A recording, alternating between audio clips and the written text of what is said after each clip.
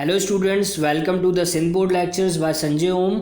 आज हम नाइन्थ की फ़िज़िक्स, जी बिल्कुल, आपको जैसे पता है कि इन 2020 फ़िज़िक्स अब नाइन्थ में भी पढ़ाई जाएगी और फिज़िक्स अब मैट्रिक में भी पढ़ाई जाएगी। तो वो कोर्स कंटेंट जो कि फ़िज़िक्स का मैट्रिक में पढ़ाया जाता था अब नाइन्थ में पढ़ाया जाएगा। तो अगर आपने मेरी वो वीडियो नहीं देखी जिसके अंदर मैंने ये बताया कि नाइन्थ में कौन कौन से सब्जेक्ट्स पढ़ाए जाएंगे तो काइंडली ज़रूर देखिएगा। तो चलें स्टार्ट करते हैं chapter number 1, that is introduction. और इंट्रोडक्शन के अंदर एक बहुत ही इंपॉर्टेंट टॉपिक है जो कि आपके पेपर्स में पूछा जाता है। ये एक 4 मार्क्स का आपका सवाल है और ये टॉपिक आपके chapter number 1 and chapter number 2 दोनों में आया हुआ है। मतलब ये टॉपिक 2 मरतबा रिपीट हुआ है। तो इन दोनों चैप्टर्स के अंदर का जो टॉपिक है इसको मैं एक ही वीडियो में कवर करने वाला हूँ। तो अगर अब तक आपने मेरे चैनल को सब्सक्राइब नहीं किया तो काइंडली ज़रूर कीजिएगा और मेरे फेसबुक ग्रुप को भी ज्वाइन करें ताकि आपको मेरी तमाम अपडेट्स वहाँ पर भी मिलती रहें। तो चलिए स्टार्ट करते हैं। व्हाट इज़ कि क्या है आज का हमारा टॉपिक। आज का हमारा टॉपिक है error and accuracy. Error and accuracy क्या है भाई, ये मतलब क्या इंपॉर्टेंस है इसकी। तो सबसे पहले एक्यूरेसी बताता हूँ। देखिए एक्यूरेसी क्या होता है। एक्यूरेसी होता है कि the quality and the state of being correct. कोई चीज़ हमारे पास कितनी एक्यूरेट है, कितनी करेक्ट है, ठीक है। अब वो मेजरमेंट जब फिज़िक्स में आप देखेंगे कि आप मेजरमेंट करेंगे या एक्सपेरिमेंट्स करेंगे तो वो एक्सपेरिमेंट कितना एक्यूरेट है, तो ये उसकी एक्यूरेसी कहलाती है। और एरर्स क्या हैं।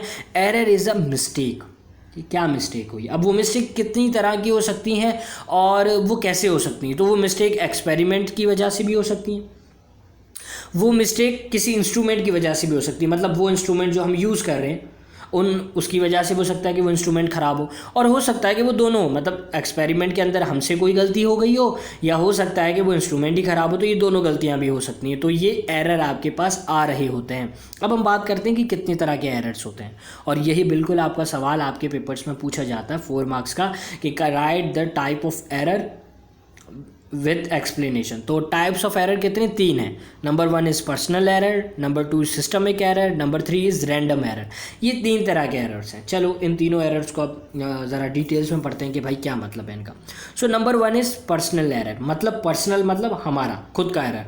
The error arise due to the tendency of person, उस पर्सन की वजह से जो रीडिंग ले रहा था। मतलब सोचें कि एक शख्स है जो रीडिंग ले रहा था और उसको रीडिंग सही से लेना नहीं आई, या फिर उसने गलती से गलत रीडिंग ले ली।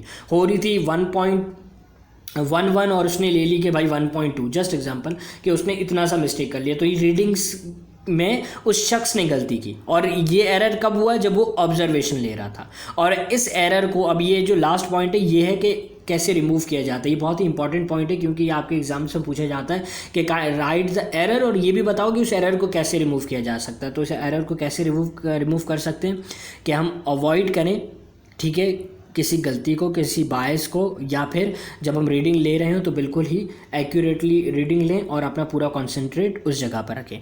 Number 2 is systemic error. Systemic मतलब सिस्टम मतलब इंस्ट्रूमेंट।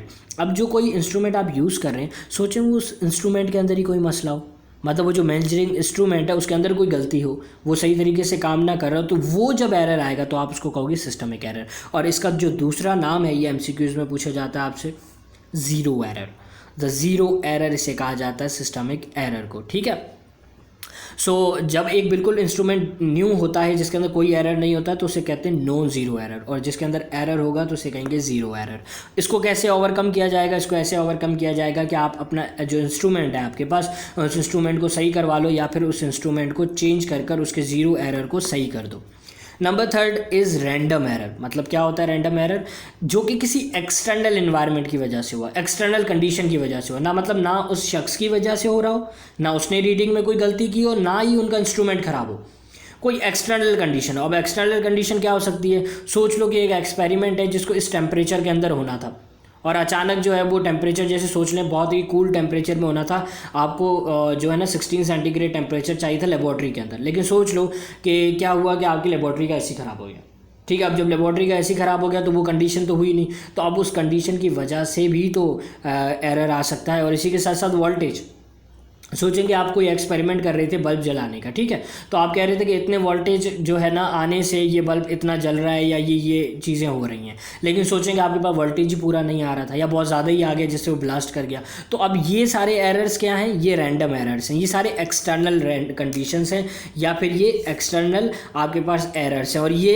इनको कम कैसे किया जा सकता है, इनको कम ऐसे किया जा सकता है कि हम उन तमाम कंडीशंस को जो एरर्स प्रोड्यूस कर सकती हैं उनको मिनिमाइज कर दें या फिर उनको मेंटेन करें हमारी लेबॉर्ट्री के अंदर। तो ये 3 तरह के एरर्स थे जो कि आपके पेपर्स में पूछे जाते हैं, और आई होप कि आपको ये लेक्चर बहुत अच्छे तरीके से समझ आया होगा।